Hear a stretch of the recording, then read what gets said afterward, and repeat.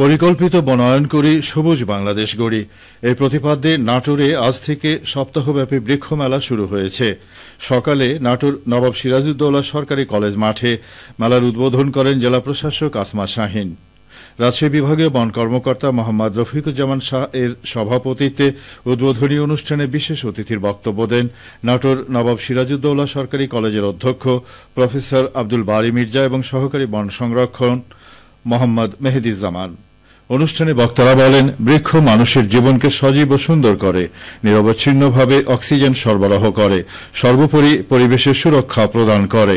বৃক্ষরোপণের মাধ্যমে আর্থিকভাবেও লাভবান হওয়া যায়, তাই সকলের উচিত বেশি করে বৃক্ষরোপণ করা।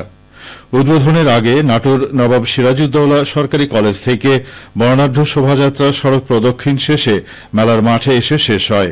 জেলা প্রশাসন ও বন বিভাগের আয়োজনে আগামী 19 আগস্ট এই মেলা শেষ হবে। প্রতিদিন সকাল 8টা থেকে রাত 8টা পর্যন্ত এই মেলা চলবে।